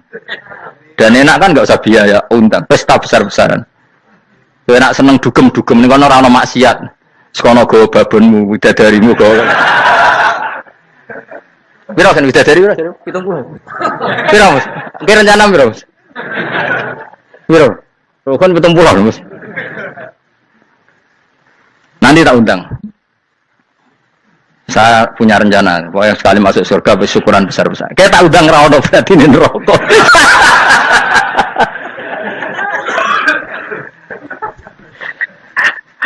Saya nak ngundang aku ra ono beda kelas sembrono. Dataku ra ono ning kelas wargamu ra ono. Kata Salman Al-Farisi gini, kamu tidak usah muji saya, kan dia dipanggil ya Karim, kamu orang terhormat. Kata Salman Al-Farisi, in dakhaltul jannah fa ana karim wa in dakhaltun nar fa ana laim. Jadi saking sopannya ashabu Rasulillah itu ada yang dipanggil ya Karim aja tidak mau. Tunggu dong ya, panggilan itu sematkan saya nanti ketika saya masuk surga. Kalau saya masuk surga, fa'ana karim, saya berstatus orang mulia. Tapi nanti kalau saya masuk neraka, fa'ana laim, saya orang yang terhina. Jadi dulu ashabu Rasulullah seperti itu. Terus ada ulama yang melawan nafsunya macam-macam. Misalnya saya milih jarang ada sowanan, saya dapati senang banyak santri sowan. Tapi bukan karena benci, enggak. Karena saya takut sebagai orang yang sangat terhormat. Saya ngaji di mana-mana suka yang nggak usah pakai kursi, gue iling-ilingan kalau saya dan kamu setara. Saya sebenarnya bisa aja minta kursi tinggi koyok ketua MK. Banyak kan ngaji nih serapati ngalim tapi gue kursi ning dhuwur, santri ning misor gue ya nih kok pinter-pinter. Jebule kitabe maknanan ben ra konangan. Sing rasa apa modus. Ya tapi tidak suudzon ya, tapi ono tenan paham. Tapi kalau saya cara berpikir sederhana, kita kan sama-sama umatur Rasulillah, ya sudah lah hadin sawa. Lu andai kan kamu sanggup maca kitab ya gentenan ra masalah. Kadang dia maca aku ngrungokno, kadang aku maca enggak apa-apa. Nek ana sing wani. Tapi sekali salah tak lorot. Nah. Jadi dulu sahabat itu biasa. Ada yang cara ekspresi tawaduk kayak Wais Al-Qarni enggak mau salaman karena takut dicucuk. Ada yang suka salaman karena mendidik. Banyak cara mereka melawan nafsunya sendiri. Apa? Melawan apa? Nafsunya. Istri saya itu dari keluarga pondok Jawa Timur. Itu dulu eskal sama saya, janggal. Karena anak saya kalau mau jajan itu saya tidur pun dibangunkan. Pak bangun, saya minta uang. Itu ya sampai sekarang begitu. Istri saya itu eskal, janggal. Karena janggal kan ada Jawa Timur sopan sekali sama orang tua. Tanya saya. Karena dia keluarga orang terpelajar, tanya. Kenapa itu dibiarkan? Saya jawab saya. Ya kalau tidak minta saya, nanti minta mbak-mbak atau kangkang. Orang yang paling harus ngel-ngel anak itu orang tuanya. Sehingga yang paling harus diganggu anaknya ya orang tuanya. Sampai sekarang anak saya berani minta mandi saya, gendong saya. Kalau orang tuanya saja gak siap ngel-ngel, lalu apa kata dunia? Kan aneh. Nah, itu ajarannya bapak. Saya dulu bapak Sugeng itu biasa jagoan sama bapak. Ya biasa misalnya saya lupa kalau pengen mangan ya, tuku. Zaman itu pakai motor, pakai sepeda motor biasa sama bapak ke pandangan. Saya sampai sekarang sama anak-anak saya akrab. Karena pikirannya orang tua saya dulu ajarannya yang paling bergerak ngel-ngel anak ya orang tua. Ini kan gak fair. Kita sebagai orang tuanya digugah gak terima, kon ngedusi gak terima, kon nyawi gak terima, orang lain disentak suruh nyawi. Dan orang lain itu pembantu hanya karena kamu gaji. Kamu gaji seberapa? Hubungan anak dengan pembantu itu kan karena uang. Kamu ingin berbasis hubungan hanya karena itu goblok sekali. Hanya istri saya nerima. Jadi ini bukan berarti saya bikin konsep begitu ya. Ini cerita saja. Banyak guru-guru kita termasuk orang tua saya kalau ngajarkan gitu. Tapi ya tentu ada orang yang ngajarkan anak oleh gugah wong tuane pas turu. Ya kalau pas turu ada alternatif ibunya nggak apa-apa. Kalau nggak ada, ibunya juga nggak ada. Terus alternatifnya orang lain kan buruk sekali. Kalau alternatifnya orang apa? Lain. Tapi orang tua kita kadang kesuwen oleh didik adab berlebihan sampai anti ilmu. Ya itu tadi didik adab tapi anti. Ojo gugah wong tuamu, wong turu ojo digugah. Akhirnya Nyon Sewu minta tonggo, pernah bulik bude yang kadang Nyon Sewu mereka sendiri susah kan, nggak punya uang kan terjadi kacau. Demi adab tapi menghilangkan ilmu. Tidak boleh. Nomor satu itu ilmu baru adab. Coba orang paling berat ngel-ngelo anak harusnya siapa coba? Orang tua. Jadi mestinya pas kita turut juga ya santai wae. Ini sudah tepat. Nah kecuali ngelama, artinya ngelama itu sudah jajan minta lagi lah itu kan ada ukurannya. Tentu ada apa? Ukurannya. Tapi kalau fi awali marroh jajan hari pertama di hari itu memang jajan pertama kan nggak dolem. Kecuali minta yang ketiga keempat lah itu baru mungkin salah. Akhirnya istri saya menerima konsep ala saya ya sekarang ya menerima. Sampai sekarang saya biasa misalnya habis ngajar dari Sarang atau ngajar dari Kudus baru datang anak saya rewel minta jalan-jalan ya saya turutin. Karena menurut saya yang paling harus kangelan demi anak adalah orang tuanya, bukan orang lain. Padahal saya punya santri loh. Kalau mau keren-kerenan saya punya semuanya. Tapi itu kan nggak hukumnya Allah. Keren itu kan hukumnya manusia. Dia santri terus dia ini berhak ngongkon. Ini kan hukumnya manusia. Hukumnya Allah ya gak ada. Hukumnya Allah ya wong tua, anak-anak be wong tua. Hukum liyane gaweane manusia. Yang penting ku anfusakum wa ahlikum. Nah, ora ono santri kaum barang ora ono. Gaya-gayanane mubalek ini umat saya terus dihitungi. Ku apa-apaanan. Enggak ada dalam Quran yang ada ya ku anfusakum wa ahlikum nar. Jadi yang penting hubungan orang tua anak. Nah, baru orang lain itu wa ila adin akhahum huda. Ya itu yang kedua ketiga. Tapi ilmu ini sudah banyak yang hilang. Makanya banyak mubalek ngamuk anak. Bocah rasopan. Wah, aku nang jopo ning dinti wong wedi aku. Anakku dhewe rasopan. Ya bapak dhewe rasopan ya. Karena mendahulukan orang lain ngalahkan anak. Ketika anak rasopan dekne gremeng apa? Memangnya dia sopan cara hukumnya Allah dan Rasul. Ketika mendahulukan orang lain itu dalam status hukum Allah dan Rasul dia sudah tidak sopan. Ada dosen ngajar mahasiswanya dengan segala artikulasi terbaik, kemampuan bareng terang anaknya sampai rasa-rasen. Ya gitulah baca sendiri di buku. Ya gitu. Karena di kampus dapat gaji, sampai anaknya rantuk gaji. Banyak orang mulang ngarepe wong akeh iso tenanan, mulang anake ra tenanan. Mergo nak mulang wong akeh diapresiasi, nak mulang anake kadang tinggal dolanan kadang. Itu tidak benar, tidak seperti itu Islam mengajarkan. Islam mengajarkan nomor satu ku anfusakum wa ahlikum, jaga diri kamu dan keluarga kamu. Makanya Rasulullah itu ngajari sholat, Hasan Husain diajarin sendiri cucunya, diajak ke masjid, diajarin. Meskipun jadi beri hak-haknya sebagai seorang anak, numpakin Nabi ya dibiarkan, tapi diajari kebaikan, diajarin sendiri. Sampai Sayyid Hasan umur 8 tahun sudah menjadi rawi hadis karena memang diajari sendiri oleh siapa Rasulullah. Kayak apa? Kalau sekarang enggak, kiai cilik anak di pasrano candalem terus enggak mau tahu. Juga sidik itu pasrano pembantu. Barang anaknya akhlaknya kalau bantu ngamuk. Memangnya yang bikin itu siapa? Yang memulai siapa? Nah, hukum-hukum begini itu harus kita mulai tegakkan. Yang kayak dipanggil ya Karim. Kita termuliakan tuh sampai berapa?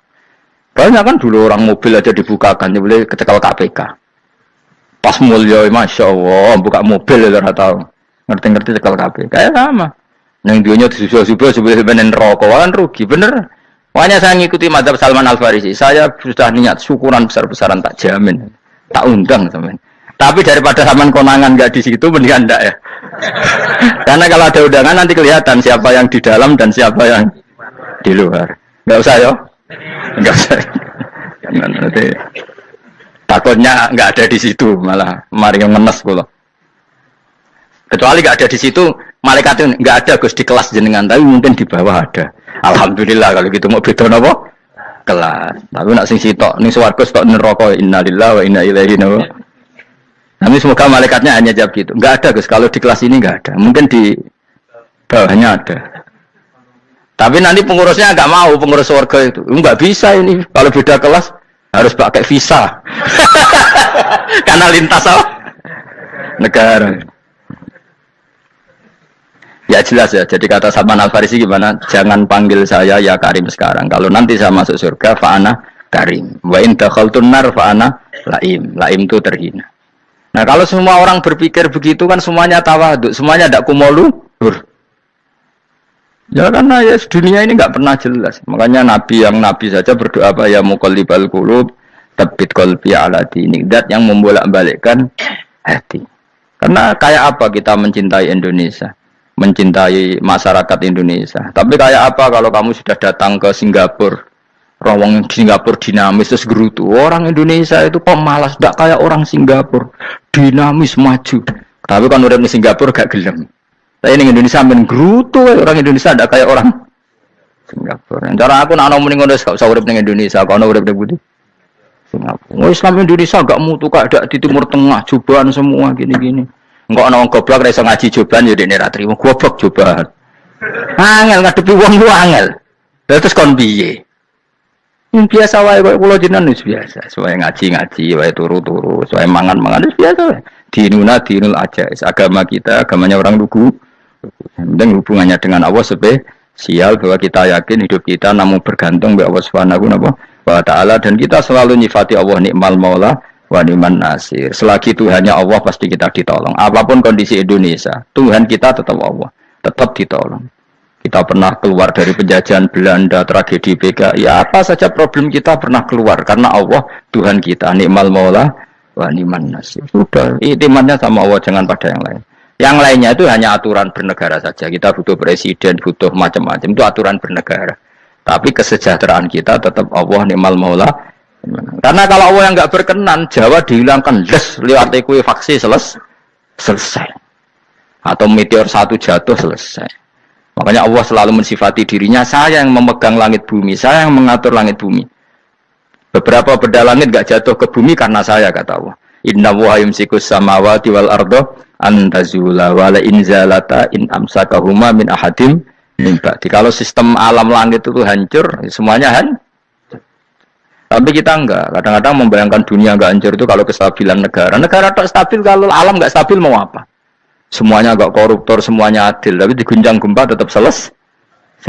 Diundang faksi tetap selesai. Makanya Allah selalu mengingatkan kita, amintum manfis sama yakhsifa bihumul ardo fa idza hiya tamur. Kenapa kamu merasa aman di bumi? Bumi ini setiap saat bisa likuifaksi, kata Allah. Karena bumi itu zatis potensinya pecah.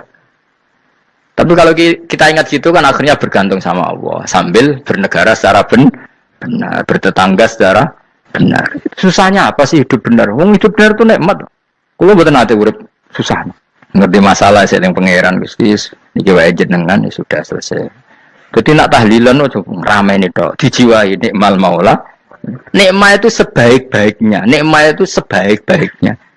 Artinya kita selagi punya Tuhan itu pasti nasib kita ya sebaik-baiknya.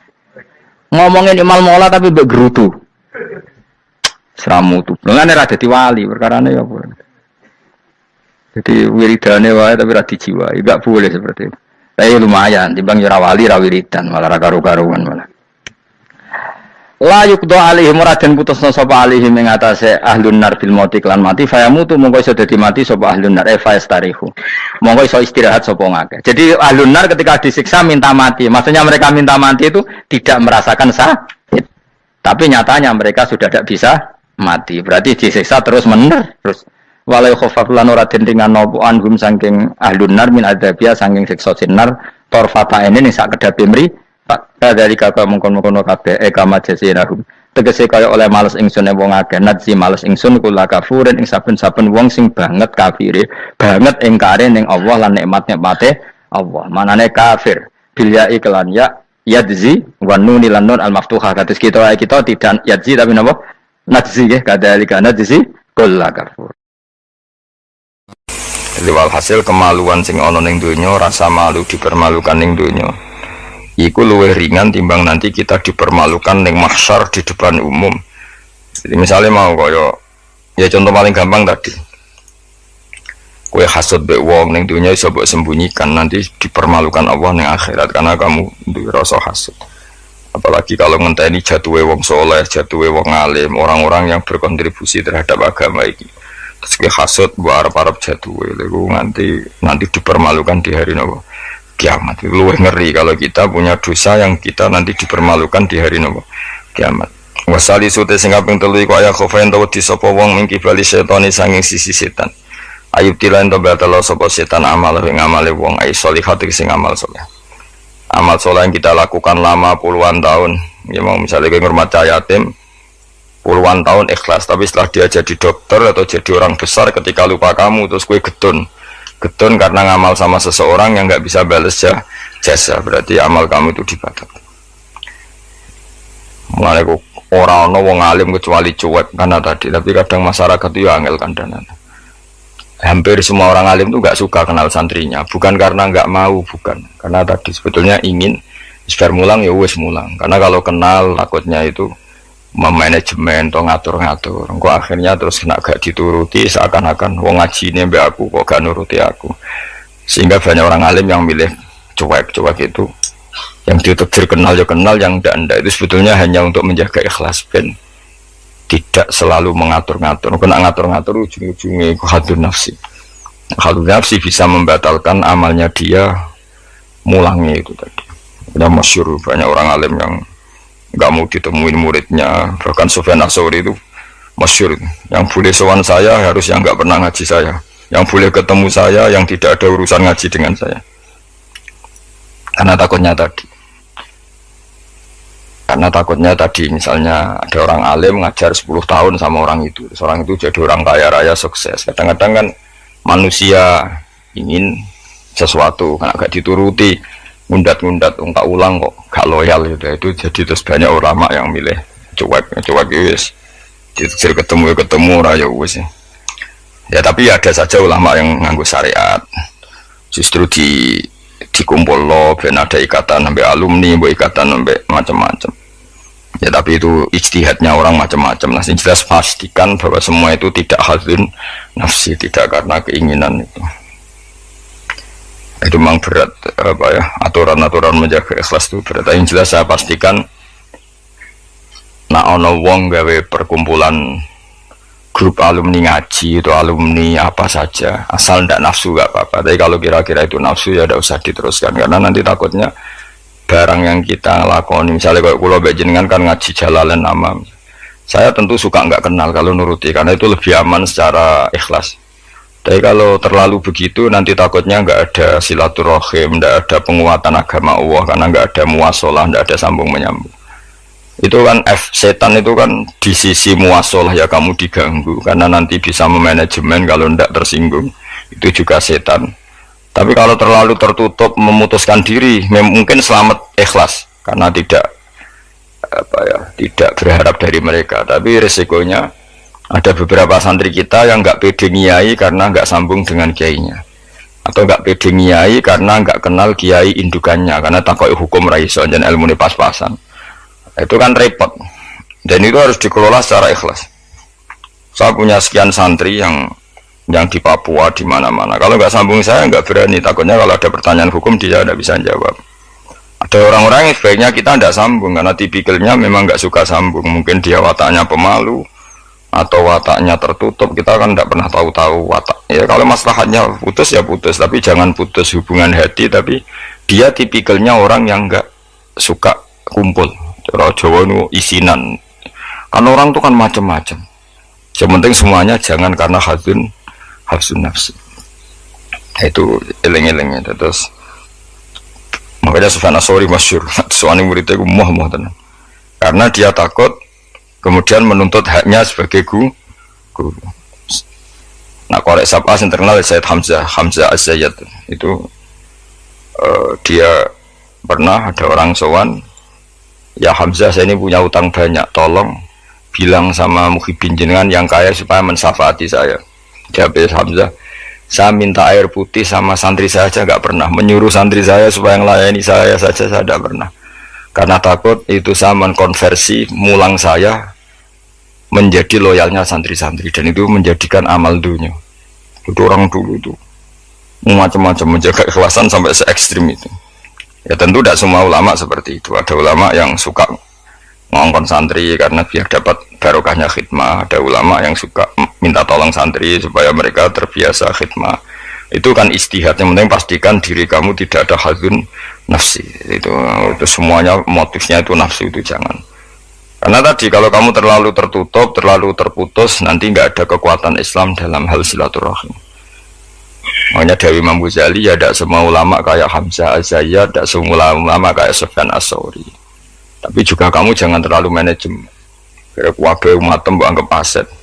Akhir rombongan umroh spiro macam lagi terus dihitung ngene. Terus kan ya terus repot, semuanya diasetkan, semuanya diasetkan. Itu ya bahaya betul itu. Bukan bahaya pada dirinya dia, tapi juga bahaya bagi kelangsungan agama, karena semuanya jadi materi, jadi aset, jadi itu. Ya sudah, kita ngikuti aturannya Allah dan Rasul. Ya nak cara kula paling gampang ya wis alami wae, alami nak sing ditakdir Allah kenal ben kenal ora ya wis penting wis buan ngono kabeh. Ya sudah, darhum sudah sementing tadi ikhlas. Cek kamu memilih tidak kenal ya yang niat ikhlas, milih kenal yang niatnya ikhlas. Semuanya semua itu tidak hadun nafsi. Yang jelas paling parah itu Sufyan Ats-Tsauri, masyhur. Saking masyhurnya sampai beliau tahu kecemplung sumur neng Arab itu kan sumurnya ya mesti ini rapati jeru sumur. Kemudian dia gurunya Imam Syafi'i, gurunya ulama-ulama top. Siapa yang nggak kenal Sufyan Ats-Tsauri? Setiap ada yang menolong, kamu pernah ngaji saya ya pernah. Siapa sih yang kawasan sini yang nggak pernah ngaji jenengan? Semuanya mau ditolong. Mereka khawatir nolongnya mereka itu sebagai imbalan tahu ngaji. Akhirnya orang muridnya sing pinter ya rada kurang ajar tapi pinter. Golek wong bedui sing ora tau ngaji, mergo ditulung sapa ora gelem. Akhirnya orang bedui ya rada jakali, iku lho wong kecemplung sumur tulu bedui rono. Kamu ngaji ya, ambek kowe ora kenal ngaji opo. Aja terus gelem ditulung mbek bedui. Mergo ora tau apa. Berarti wong iku nulung ya ikhlas, mergo ngerti ana kecemplung ditulung. Sufyan Ats-Tsauri ya gak perlu jadi kompensasi. Tahu ngaji sampai segitunya untuk paling ekstrim dalam bab itu tuh Sufyan Ats-Tsauri. Tapi wong ya keramat. Hamzah Az-Zayyad itu termasuk korek sabah dengan diantara qura sabah ada namanya Hamzah itu ya keramat. Kiai kok kakek manajemen santri ini serang arah keramat. Ya, tapi yo rapopo tapi serapati keramat. Ya karena tadi apa ya? Tetap lama-lama itu jadi hadun nafsi. Misalnya kiai ini di biro umroh terus anak buahnya santri ini juga umroh lewat travel ya rodok piye terus gampang ada enak. Tapi ya tidak salah, tentu ya sah saja karena santri ini ya kurang ajar juga. Ungkaruan kiai ini di biro kok daftar biro liya kiai ini sama santrinya ya kacau juga. Tapi kiai ini terlalu berharap ya kacau juga. Yang sing selamat sopo, sing karuan ra kelar umroh iku malah selamat. Ya. Sing diri apa nih bocah ra kena ora ngono manfaate lah kemana ya. Ya tapi memang jangan berlebihan karena tadi ketika ada kiai tidak mau bikin biro umroh kemudian yang bikin orang fasik atau orang lain kita ya kedosan karena nyugeno wong nopo fasik. Tapi ketika kamu bikin terus sampai tomak ning santri-santrimu sendiri juga bisa fasik karena terlalu memanajemen santri. Ya itu memang hidup itu gak gampang. Tapi yang jelas yang gak bikin pun potensi dosanya tinggi karena tadi semua orang soleh tidak bikin alasannya jago ikhlas kemudian yang bikin wong fasik. Akhirnya komunitas ibadah umroh hanya dinikmati wong-wong nopo fasik karena mereka bisa bisnis secara baik. Tapi nak sing melakukan untuk orang soleh kan ya bagus karena yang labanya untuk orang soleh kemudian manfaat untuk pondok untuk umat. Yang jelas gak gampang lah ngelola kebaikan gak gampang. Tapi semua itu bil ilmi harus ada ilmunya. Mungkin suatu saat aku ke biro umroh. Pertama sing umroh aku ceblok nang Pakistan bentil. Pakistan mending India, utawa temang sang nang Singapura. Bareng komplain lagi terlantar gini komplain, kue terlantar ning pasar barno. Tak kok ning kono Pulau Karimun ta, Pulau Nyamuk. Gus lah umroh kok tok kene, penebusan dosa sik lagi ning Mekah. Nah, nak gelem ya tak gawe saiki, tak kok Pulau Nyamuk sik engko apa. Beristighfar cokoti nyamuk, dosa milang. Nak kita irung ilang ya terusno engko terus lagi. Kulo paling wedi ge manajemen angel, ngaji itu angel, tapi siapapun itu anut umume ulama. Setahu saya guru-guru kita aku ya ana sing gawe warung, ana sing duwe toko karena tadi nak santri blonjo ning liyane ya sakake kiaimu. Tapi kalau terlalu berharap ya sakake santri itu kan enggak gampang memanajemen. Begitu juga umroh ya gitu, haji ya gitu semuanya. Makanya Rasulullah itu unik. Rasulullah itu di banyak hal juga kelihatan enggak apa-apa enggak kenal sahabat.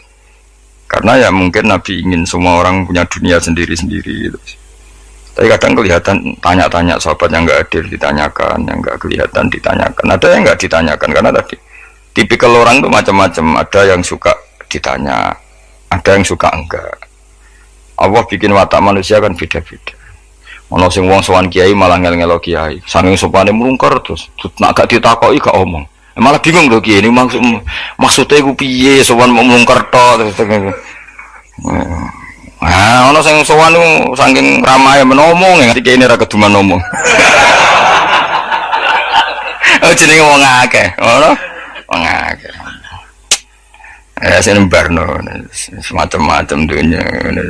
Malah ngel-ngel wong semua ketus piye kiai ini bukan piye. Dikandani ora roh maksude ku piye. Ditakoki yo keselen takok.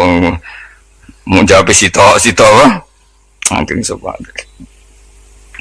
Warofi utekang kami papa tu ayah khofain tawati sopo wong mengkibal di malakil mauti sanging sisi malakatul mauti. Ayah khoda yang ngalap sopo wong hueng wong ayak bida tegese jupuk sopo wong ruhahu. Yak bida tegese jupuk sopo malakul mauti ruhahu ing nyawani wong halakoni. Eng tingkah anane wong fi ghaflatin ing dalam lali anillahi ta'ala sing Allah ta'ala bahtatan kelan dadaan efujatan tegese dadaan min ghairi taqaddumi sababil mauti saking tanpa sebab pemulaan kematian. Kita selalu takut ujuk-ujuk malakul mauti jupuk nyawa kita dalam keadaan lupa Allah Subhanahu wa taala. Mane nek ape mati loro sik yo ana hikmahe supaya iso siap. Siap, tapi aja terus loro dunia muntek gue ngobat terus mati. Aduh sih gak sopan ya, wah gak sopan. Dunia loro nganti dunia entek lagi mati suwung nara bakat. Aduh ora bakat apian. Mbok yo aja manak mati ae ora usah ngenteni dunia sik sake anak lho. Kadang wong kan akeh loro piye? Ngentekno dunia bariku tetep mati. Cara kula iku kurang beretika niku sake aja geman ngono maksude. Saake kan anak apa? Jadi donga Gusti nak badhe Jenengan pejai nggih, monggo mumpung niki kula pun siap wis mati ya nganggo dunya sak kadar aja dintekno sik tetep mati. Sampai wong tuane bingung, coba jenenge wong anake bingung, bojomu bingung, piye ndak kok tetep mati. Jebule njen dendam nih. Dendam daripada marisi anak mendingan tak gowo dhewe wae. Wah, gak sopan ya. Ini rasa tahlili. Mung kelakuane ngono. Wal khamisu te sing kelima iku ngene, khofu tegese wedi sapa wong iki bali dunya sangi sisi dunya. Mata iha tegese papai sedunya wasinati halan ya tegese papai sedunya ayakhtar. Yen to kebujuk sapa wong. Minane kebujuk ayat ma'inna tegese ngrasa nyaman sapa wong biya kelan dunya. Kamu setiap punya dunia itu merasa nyaman dengan dunia itu, sehingga kalau dunia itu enggak ada kamu tersiksa. Itu ya repot.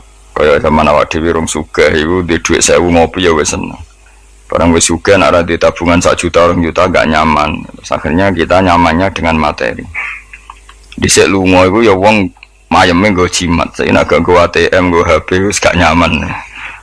Wis saiki lunga jimatem karek ning omah tetep lunga, tapi nek ATM karek utawa HP-mu karek balik.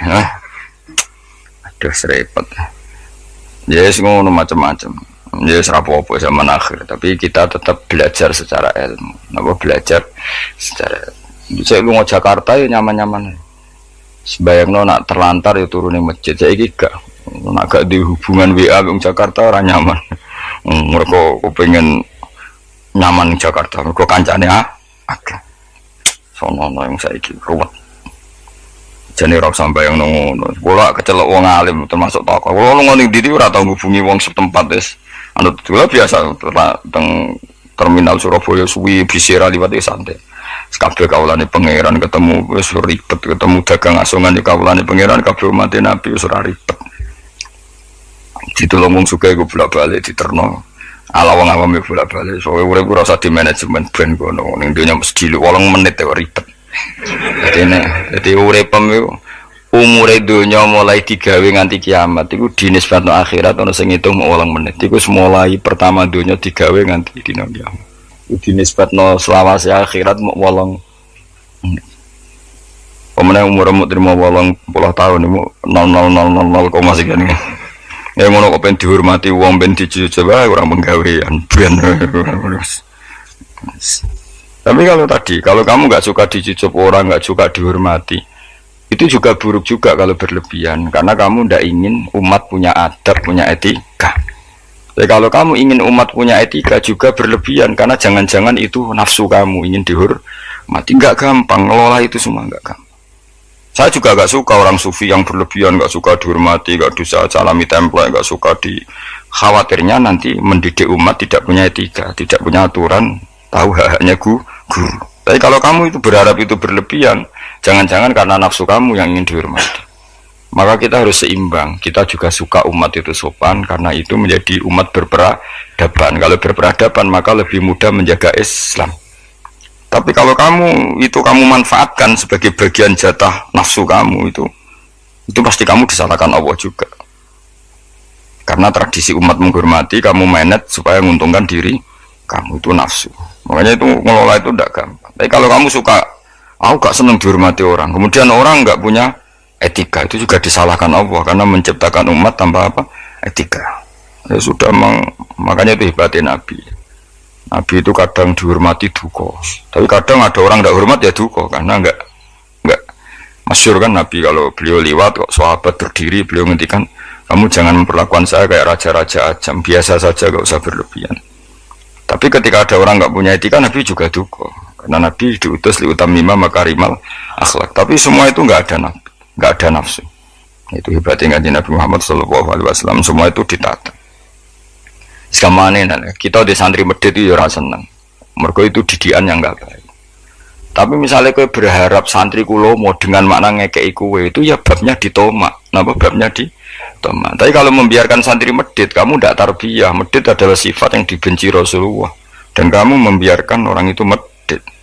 Ya itu kita harus punya tadi ilmu lagi-lagi yang bisa mengelola itu semua ilmu. Wasa disutai kang kaping 6 kaya khofain to wedi sapa wong mingki balil ahli saking sisi keluarga wal iyali lan anak putu wahum utawi al ahli wal iyali kuman wong yamunu kang rumat sapa wong hum ing wong akeh. Dikatakan keluarga orang harus kamu rumat. Kamu harus punya ketakutan juga sama anak-anak kita, sama keluarga kita, ayyash dakhila. Yen to dadi sibuk sapa wong bihim mok kelawan ngurus keluarga. Soale kowe dia anak wae perainan jaluk perainan bojo blonjo mbok urusi terus kapan kowe eling pangeran. Tapi misalnya kira tau ngurusi blas malah kowe dianggap problem. Nah itu kan kita harus bisa ngelola itu. Misalnya kita jadi kiai, anak atau bocah liburan, nanti pasti dianggap gara-gara bapak mulang saya tidak pernah dijak hiburan. Akhirnya anak trauma jadi kiai. Mereka reputasi kiai itu ora tau napa hiburan. Tapi kalau kamu selalu liburan ngaji kapan jadi kiai nah, itu kan gak gampang ngelola itu. Tapi kalau ngaji terus sampai anak merambut jalan-jalan, nanti lama-lama anak kamu cara berpikir ngaji itu problem. Mulane kudu seimbang mesti hai anak-anak dolanan dituruti, hai bojomu nek ngetro mulai bosen mbek kowe ya turuti, kowe lagi mangkel turuti ben mulai. Ora aku suwen ketemu mboke cerewet juga balik meneh. Lani donga di mertua cerewet, kena bojomu ora kerasan ning omah. Susah lho di mertua apian, karena kadang anak ini lebih nyaman dengan ibunya timbang sama suaminya. Jadi ono santri takok, Gus di mertua apian niku enak ta ora? Mbah karek kowe, ternyata jawab, "Ra enak, Gus." Kok iso? Dekne kowe apian, kancaku wis apian, tapi wong tuane mertuane luwih apian. Jika anaknya tetap nyaman ning omah timbang mbek bojone. Aku ndonga ya Allah mertuaku mau uga rapian.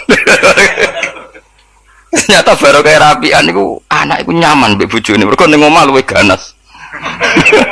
Penak ndi mertua apian apa rapian aja. Bahaya mertua apian. Maksudnya mau terus bojomu nyaman ning omah. Ning omah iso dikai sarapan, dikai uang jalan, wes semua aja. Ning gono mangane ra jelas, sarapane ra jelas. Akhirnya minggat. Tapi nak wong tuane iki cerewet juga. Mana itu kok? Semua omah kok mulai. Ono ana bojomu. Kan alhamdulillah. Isin cerita kanca kula. Terus kedua iku dekne didonga elek. Ini kisah nyata. Dekne tahu mantu tunggal itu sewayang mertuane. Wong kanca kula akrab. Sewayang. Padahal bocah iku ora tau duwe dhuwit. Kanca kula niku ora disenengi rezeki. Ketoke ora di hubungan baik sama malaikat Mikail. Wis jenenge rezeki gak seneng. Jenenge di dhuwit tak kei. Jangan wong roh dekne kuwi ora kepengin ngekeki. Kulo ngekeki dekne maksa asline ora kepengin mergo wis ngerti nak Mikail gak pati berkenanmu. Tapi sering tak kei dhuwit. Dungane ku elek ra karuan. Dia pertama ora tau donga. Suwe-suwe iku dia adik ayu, adik IP-ne ku ayu, dirabi wong sugih. Oh tamat dekne riwayat. Kok mertuane terus wayang mbek mantu sing anyar. Mantu anyar ku ngajekno mertuane ngumprono dekne ku. Akhire mertuane iku ya Allah bodol kula Gusti di mertua di mantu melarat. Saiki bodol di mantu sugih. Ngenes langsung loro. Jadi diantara kadang ono masalah itu kita tidak pernah ngira. Ya mau pas mantu tunggal gak di rival terus boleh ono mantu pendatang jebule iki luwe prospek. Iku yo mahjubno wong akeh. Jadi tidak semua kebaikan mendatangkan berkah ya. Padahal mantu sing anyar ya wong apik. Ya wong apik dene sugih mertuane diumrohno terus dikai dhuwit kan ya apik. Tapi iki terus ngenes terus. Mahjub terus dianggap problem malah terus. Ya gimana di mertua apian apa ora? Nah, apian resikonya bojo kamu lebih nyaman kalau pulang. Wis ben ngono kersane pangeran, wis anut bagiane pangeran, wis iku tampa napa. Yang jelas keluarga itu jangan menyibukkan kamu ang zikrillah sange eling Allah taala wa antaati lan sange taat ning Allah. Wal maqalatu sadisati wa alien karo mawa aja anahu qol man desapane wong jamaah ngumpul sapa man sitat akhisolen enam hal. Lam yadak mongko ora ninggal sapa man lam yatruk mongko tegese ora ninggal sapa man di jannati maring swarga matloban ing golekan mesti golekan.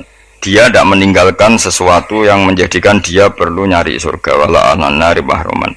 Lan ora sangin rokok mahruban ing nggon mlayu. Dadi gampangane orang yang melakukan 6 hal ini dia sudah gak perlu nyari-nyari cara masuk surga dan gak perlu nyari-nyari cara menghindar dari neraka. Artinya dia sudah memenuhi kualifikasi untuk masuk surga. Hadis citatu tege utai 6 iku mafatihul jannati iku kuncine swarga wa maghaliqun nari lan dadekno gemboke neraka. Jadi kalau kamu melakukan 6 hal ini berarti kowe untuk kunci untuk masuk surga dan minangka kowe wis ngunci neraka. Dadi neraka ora ana dalan kanggo kowe. Mergo semuanya terkunci.